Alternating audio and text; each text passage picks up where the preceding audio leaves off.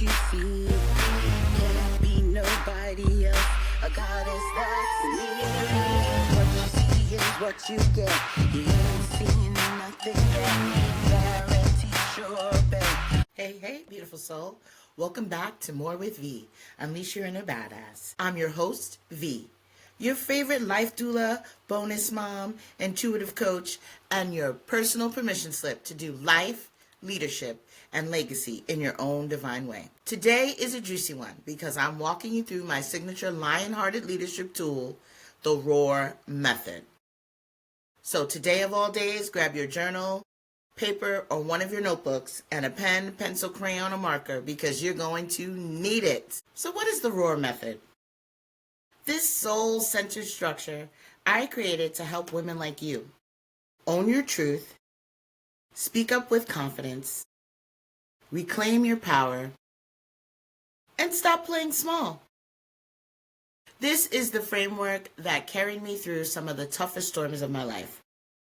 And it's here to help you remember your power too. So when I was living in Costa Rica, one night I was walking back to my casita and this feeling came over me that I felt like, wow, I am in one of my dysfunctional narcissistic relationships. And in that moment, a song developed. Should I stay or should I go? Should I stay or should I go? And I knew a change was coming. I spoke up when I needed to. I stayed quiet when I felt led. And I just really began to trust my intuition because I realized I didn't need anything outside of myself to make me happy, whether it's a relationship or a title. Happiness, like everything else, is an inside job.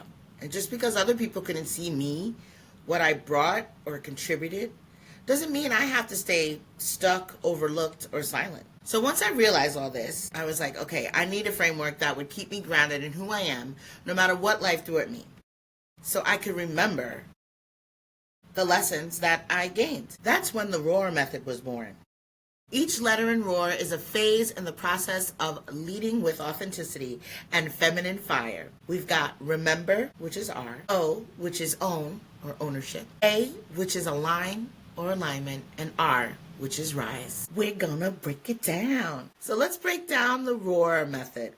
R, remember who you are. This is the healing phase. This is where we strip away the shoulds, the shame, the stories that are not yours. You get to remember your essence, not your conditioning. So we ask, what is mine to carry? And what can I put down? It's a reminder of looking at your resilience and how far you've come. Taking responsibility for what you can take responsibility for, which is our feelings, emotions, and triggers, and leaving the rest with the situation. Life will knock us down sometimes, but badass women, we rise again. And resilience isn't about being unshaken. It's about bouncing back stronger. I have been resilient my whole life, but coming back to America felt different. I thought I had found my people and place in the world in Costa Rica, where I was assisting in building conscious, sustainable community in love, compassion, and with spirituality, and it wasn't that completely. So once I left and came back to the States, I feel like I crashed. Like I had several realizations that up until that point, I had been in survival mode. I hadn't really felt free completely. I was depleted. I was disappointed. I was feeling like a failure. And because I feel like I set out on this journey and on this endeavor and it didn't work out. And I realized I just needed a break. So I shut down my business and I just took some time for me to really rest, rejuvenate, recoup, and rebuild. And it took me a year and a half to really stop resisting the rest because I was always taught that, resting, you were sick. You only rested when you were sick or, dying. Really, sick and dying. That was the only time that you were resting. Other than that, then you were lazy and all these things. And once I realized that, I was like, okay, I don't need to make myself sick to rest. I get to rest when I'm needing. And I didn't realize how much rest. That's what a lot of people don't talk about in this awakening journey is there comes a time when you're coming out of survival mode and you just need lots of rest. Like you're needing to rest for all those times and years and moments when you didn't give yourself that rest. Also, we're doing a lot of healing work and it's really important to rest and rejuvenate because when we're sleeping our bodies are rejuvenating themselves, our bodies are preparing itself. It's our time for our body to shut down and do what it needs to do that it can't do while we're awake and moving and doing all the things. So once I did that, I finally, little by little, came out of survival mode and realized I'm in thriving mode now. And that's where I am now. I am in this space of no longer just doing enough to get by, doing the most always. If you want too much, then that's me. So that is really where I'm at and where I want you to be at as well. So let's go to O. And O is about owning your voice and your values. So no more hiding, no more shrinking. This phase is really about you activating your boundaries, your truth, and your divine voice, whether it be in your home, your business, or your relationships.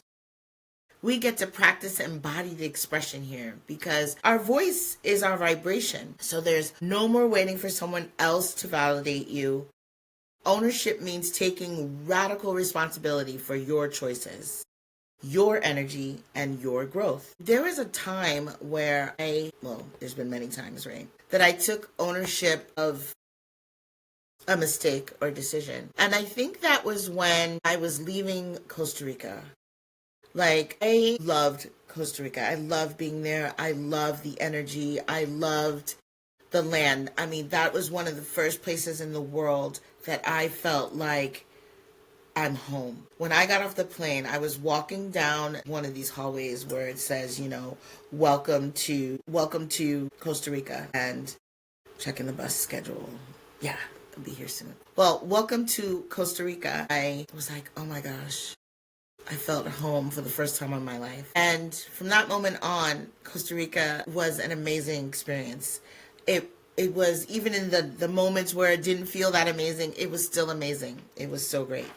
So I allowed myself to really embrace the land and all that it was offering to me and everything that showed up. Let me tell you, if you go to Costa Rica and you have not done your inner work, it is going to show up while you're there. It definitely is. So I'm there, and like I mentioned in my previous story here about, I started to feel like things were off, and I just knew a change was coming, but I didn't know exactly what it was. I don't think I could have even guessed what it was because at that point I had still chosen to be in the group and in the space. And then shit show and shenanigans popped up and happened, and I was then forced with the decision, faced with the decision to, should I stay or should I go? And the song makes so much sense now. But yeah, the song makes so much sense now. I'm waiting on the school bus. So yeah, the song makes so much sense now. And I was like, okay. So I tried to stay in Costa Rica. I reached out to some of the contacts that I had about places to stay, places to work, all these kind of things. And so all the pieces started falling away. And I was like, maybe I'm not supposed to stay. I know that I had been promised that there was this house that I just loved in this land, that it would be mine at some point. And I remember when I was leaving it, they were saying, my guys and Most High was saying, yeah, we said it would be yours, but we didn't say it would be right now necessarily. And I was like, whatever. So, and that's when I had left that property and went back to be with the group. And it was great. It was a great few months. And then, like I said, shit show and shenanigans ensued. And I was like given these options to, I felt like, jump through hoops or prove something. And there were some of the things that I was like, oh yeah, this is cool. I don't mind complying. we do this kind of stuff all the time, so not a big deal. But then it was like, oh, and this and this and this and this, and this is just the beginning. And I'm like, what? And I remember I talk to myself a lot, and I recommend it for all people because when you can manage yourself, that is your power, right? So I was talking to myself and I was like, it really feels like I'm having to prove something. And I don't have to prove anything to God. And I know I don't have to prove anything to myself. So yeah, I'm not gonna do that. So I made other arrangements and you know, like I said, I wanted to stay. So I put all the pieces together, but they all started falling apart. So am I supposed to really stay in Costa Rica? I guess not. It came, to the point of, go back to the States and regroup and then see what comes of it.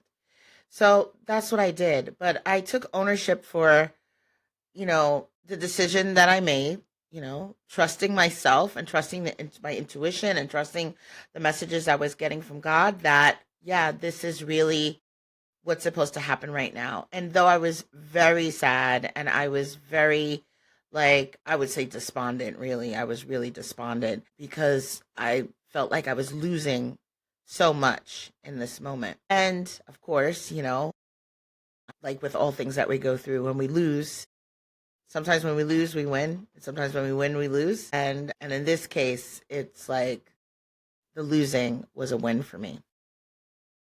But it all started with me owning my decision, owning where I was, and being okay with taking an L, what looked like an L, right? What looked like, oh, you failed. You went to Costa Rica.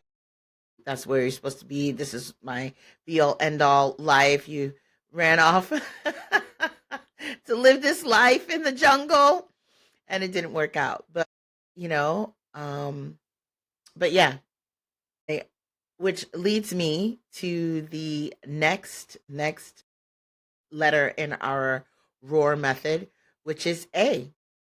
And that's aligning with your divine assignment. And here is where your purpose comes in. What are you here to do? Say, build, lead, or birth into the world. This isn't about hustle, it's about alignment. We get to create our soulful strategy from this phase. This is where we look at and say, okay, rooted in clarity and in calm. Alignment is when your values, your actions, and your energy meet up. It's when you stop living for everyone else and live from your truth. And that's what I did when I made that choice to leave. And could I have figured out something and stayed? Probably. I had done it before, but it just felt like this is what I needed to do. This was what was going to be more in alignment with me, where I was in life, my intuition, what I was being led to do. So, we're going to do a quick exercise. So, remember, I told you get your journals, get some pen and piece of paper. So, I'm going to ask you to write down your top 3 values. What are your top 3 values? So, values are things that are important to you. A lot of people, family is important to them. Don't leave yourself out if you can help it. Money, time, like what's important to you? What are your values? And then once you write down your top 3 values, then I want you to then look at where are they out of alignment. So today, like I know like my top 3 values are me, self-care, my family, what I'm doing, my purpose, like living and being in my purpose. So where I'm out of alignment is, okay, I can look and see where I'm out of alignment. Well, I could be better with my self-care. Like as much as I am in the best shape, feeling, nourishment of my life. And I still see opportunities where I could be doing more for myself, where I can be really looking out for myself even on greater and greater levels. So I have this habit of not eating. And at first, when the kids got here, I wasn't eating because I was so focused on them and what they needed and all the things that I wasn't focused on me. And by the time I got around to focus on me, it's now whatever o'clock in the evening. So, but now I don't have any excuses. I have a pretty good routine down. And yes, when we're shifting from, summertime to back to school time, there's a little transition there, but I've got it pretty good. But what I noticed was happening is that I wasn't eating. I wasn't necessarily hangry, but by about 5, 6 o'clock, I'm like hungry now, like hungry. So I'm like, oh, and then I'm like, oh, I didn't eat all day. But I mean, I took my supplements, I drank my water, I, you know, but I realized I didn't eat. So there was a couple things, or a couple reasons why that was happening. One was because I was having this thing where I was feeling nauseous. So there was something in my field that I was not digesting well, right? So, or not wanting to digest. And so I was looking at that. And then I was looking at, okay, I don't want to eat because I feel like I don't want to eat the wrong thing. Because I noticed, oh, I've been gaining weight and I'm like feeling really good in my body. And at the same time, I could see the opportunity where I could lose some weight and be more in alignment in that way, right? But I didn't want to eat because now I was like, well, I don't want to eat the wrong thing. So I just won't eat anything until it's time for me to eat dinner. And then I know that it's going to be a good dinner, usually. But so, yeah, that was one place where I'm out of alignment. And I see that, oh, okay. So I need to make sure that I'm eating at least once before dinner time. So even if I'm eating toast and some fruit and, something like that, I like to have like an egg and avocado and some rice. Great. But making sure that I'm taking care of myself. So that exercise will just give you an idea where you might be, what your values are, and how aligned you are to them. Are there spaces where you could be making more time for your family? Are you, not taking enough downtime for yourself? I think that's a big one where we're not taking enough downtime for ourselves. So just look at your values, your top three, and then look at where you might be out of alignment or how you can be more in alignment in those areas that you really value. So, all right, which is all about rising with sacred strategy. So alignment is where we first get into our decision, aligning in with our values, and now we bring the vision into the 3D. So whether it's visibility, your offer, your income goals, or your boundaries, what we do is then we build systems and support that and let you rise sustainably. So this is where we stop the cycle of burnout and shift into wealth with ease and radiate. It's all about the radiant glow that you have. It's your magnetism in your rise. It's not about makeup or filters, even though we love to zhuzh up and be cute. There's nothing wrong with that. It's the energy that lights up when you're fully being you. So what I'm going to ask you to do is to remember a moment where you felt unstoppable and radiant and rose into the badass you are. And for me, that's this. I, for a long time, had such trouble. Going live was a big thing for me. I did not like going live. I was like, oh my gosh, I don't know what it is. I shouldn't say I don't know. I do know. And if I didn't know, if I did have to know, what would it be, right? But it was like, I like feedback. So I'm a singer. So when you sing, when you perform, you immediately get the feedback from the audience. Now, I'm one of those people that off stage, before I go on, I used to be, I don't know about now. Now I think I'm a lot better, but I could be a wreck. Right? And I was like, I'd be freaking out. I'd be having all the things, right? But as soon as I stepped on that stage, as soon as I started performing, I was in my element. I was good. But I love the audience feedback. I get automatic feedback. Oh, they're really feeling this, or they're not feeling this, or, or I'm just performing because that's what I love to do, and hopefully you enjoy it too, and yay! So with that, it was like, okay, why can't I just go live? I can perform in front of hundreds at this point of people, right? But I can't go live on TikTok? Like, what? Really? What's happening? But it was like, I didn't know how it would be received. Or would people be doing to me what I had so often done to people, which is judge them and be like, well, why do they look like that? What are they wearing? What's happening? Like, until I realized, well, people be peopling, right? And we don't have to be like that. I can just let you be you over there and admire you for the courage and for how you're showing up. And I can just be me. And that's it. And who is going to be magnetized to you and follow you or want to be around you is that you can't miss anything that's for you, basically. If you are being authentically and fully yourself, you're going to magnetize the people that resonate with you. Everything else and everyone else, be damned, basically, right? And I'm really getting into the sweet spot of not allowing the highs and the lows to, like, my emotions to take me on a ride, wherever that is, right? Because when you get to that point, then that is your power. No one can then sway you from that, right? Like, yes, do I celebrate myself? Yes, do I congratulate myself? Yes, do I take and receive feedback way more better than I did before? Way better than I did before. And also the lows, like I don't get into the lows because I stay in this middle. I stay in the neutral zone and not allow myself to be swayed. And that's really, like, I don't know if I've mentioned this before about the 4 agreements. Like, I've read the 4 agreements, and there's the one, don't take things personally.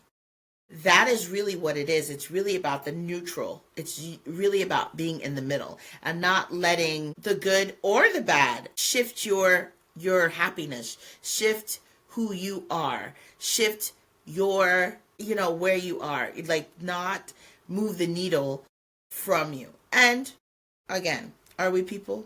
Yes. I come from a history of going from 0 to 1,000 real quick, real fast. What? You trying to slight me? You're trying to undermine me in some way? Real quick. But it has shifted. It shifted. Now I get to choose. So if I do go 0 to 1,000, I chose. Know that I chose to go there.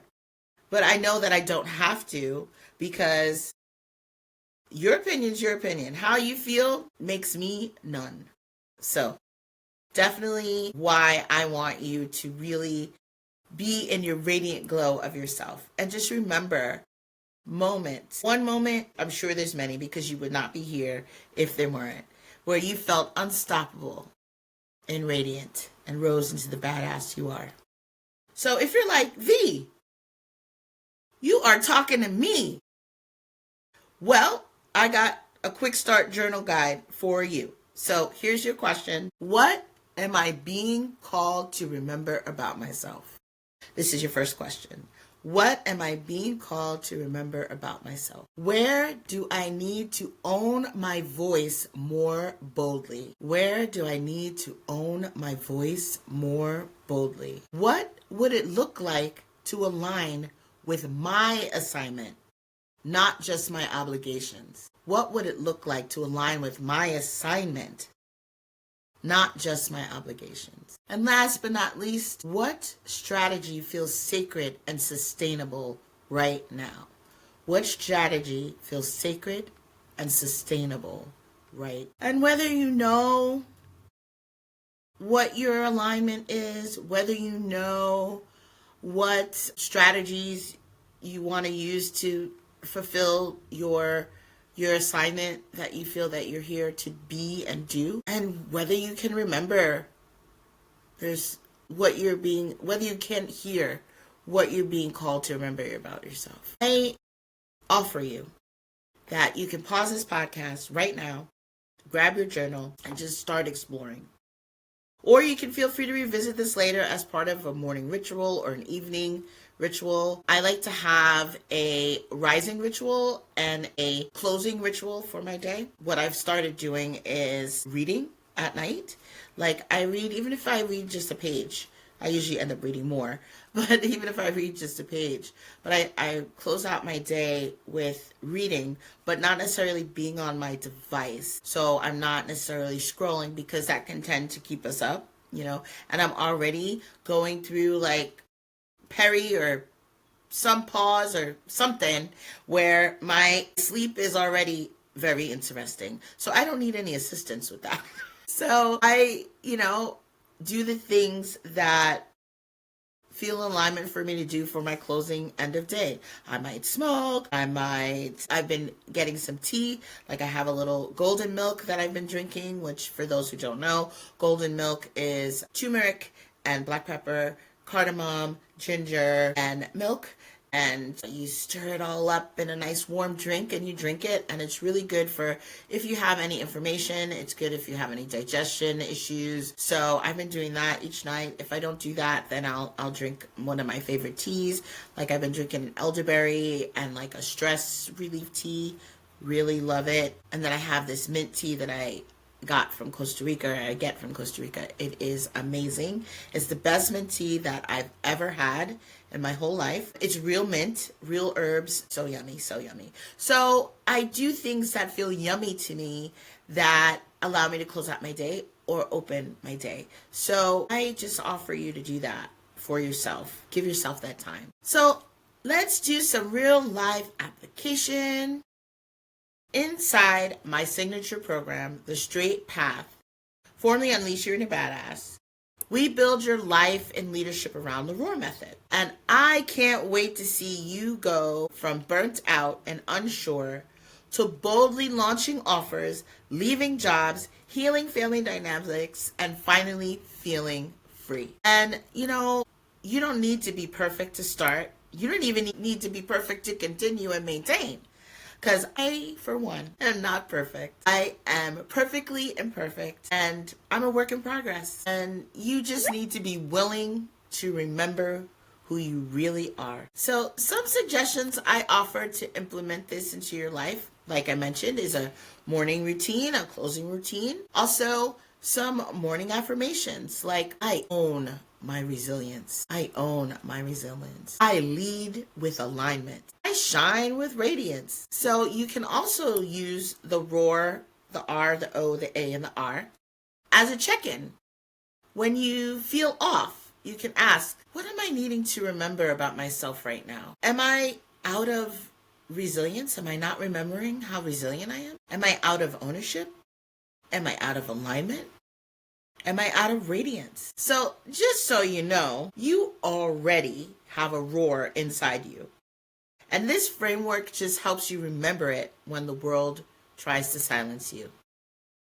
So go grab your free ROAR blueprint at morewithv.com/store, and it'll walk you through the practices we talked about today, plus some juicy extras to help you step into your lion-hearted leadership. And of course, the links will be in the description, so you can feel free to get it there. Keep roaring, keep shining, and remember, you are the badass you've been waiting for. If this episode lit you up or lit something up in you, take a screenshot, tag me at morewithv, and share what part hit home most for you. Please like, subscribe, and better yet, share this with a sister friend who's been dimming her light. On next episode, I'm going to walk you through how we start building that soulful strategy, one boundary, one belief, and badass move at a time. So until then, roar, baby, loud, unapologetic, and all heart.